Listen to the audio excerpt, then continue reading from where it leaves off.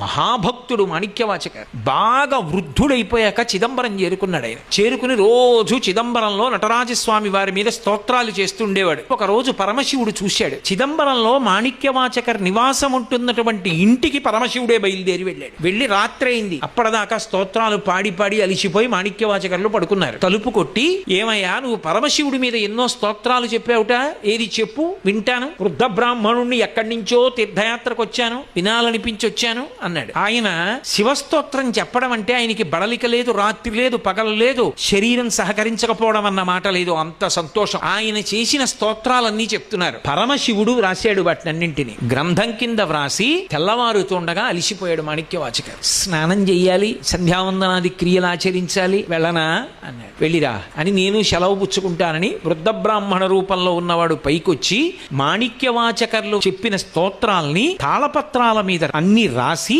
వాటికి తాడు కట్టి చిదంబరంలో ఆకాశలింగం ఉన్నటువంటి ద్వారం దగ్గర పెట్టేసి దాని మీద నందీశ్వరుడు యొక్క ముద్ర గుద్ది వెళ్ళిపోయాడు. తెల్లవారుజామున అర్చకులు తలుపులు తీయడానికి వచ్చారు. ఏవో తాళపత్ర గ్రంథాలు ఉన్నాయి, ఎత్తి చూశారు. దాని మీద నంది ముద్రలు ఉన్నాయి. అమ్మ బాబోయ్, నంది ముద్రలు ఉన్నాయి, రాత్రి ఎవరు పట్టుకొచ్చి పెట్టారోనని తెల్లబోయి జాగ్రత్తగా విప్పి చూశారు. పరమశివుడి మీద స్తోత్రాలు. అందులో కొన్ని గుర్తుపట్టారు మాణిక్యవాచకర్లని. అందులో పరమశివుడు తన స్వదస్తూరితో పీఠిక వ్రాశాడు. ఈ వ్యక్తికి తల్లిదండ్రులు పెట్టిన పేరు వేరొకటి, కానీ ఈయన నోటి వెంట వచ్చిన మాటలు మాటలకో మాణిక్యములు. అవి కాలమునందు రచనలుగా ఉండకపోతే రేపు ఈయన శరీరం విడిచిపెట్టేసిన తరువాత అలా చెప్పేవాడు లేడని, అలా పాడగలిగిన వాడు లేడని, అలా అందించగలిగిన వాడు లేడని ఆయన చెప్పినవన్నీ రాత్రి కూర్చుని నేనే స్వయంగా వ్రాశాను, వ్రాసి తెచ్చి ఇక్కడ పెడుతున్నాను నటరాజు అని దస్తూరి చేశాడు. చేస్తే సంతోషపడిపోయి అర్చకులు మాణిక్యవాచకర్ ఇంటికి పరిగెత్తారు.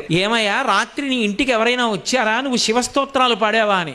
ఎవరో వృద్ధ బ్రాహ్మణుడు వచ్చాడు, నీవు చేసిన శివస్తోత్రాలు పాడమన్నాడు. పాడాను. ఎవరో కాదయా, పరమశివుడయ్యా, నీ దగ్గర అవన్నీ విని వ్రాసిన వాడు, ఇదిగో గ్రంథాలు, నువ్వు రాత్రల్లా పాడినవి తాళపత్ర గ్రంథాల మీద వ్రాసి తీసుకొచ్చి నటరాజస్వామి దేవాలయ ప్రాంగణంలో పెట్టి అంతర్ధానమయ్యాడు. కళ్ళంబట ఆనంద భాష్పాలు ధారలుగా కారిపోయాయి మాణిక్యవాచకరికి. కారిపోయి కాదు కాదు నేను చూడవలసిందే అని గబగబా చిదంబరం క్షేత్రంలోకి వచ్చి నటరాజస్వామి సన్నిధానంలో నిలబడి అవ్యక్తానందంతో, ఇన్ని పాటలు పాడిన వాడికి నోటి వెంట మాట రాక, స్వామి నీకు నేను ఏమని కృతజ్ఞత చెప్పను, నోట మాట రాలేదు.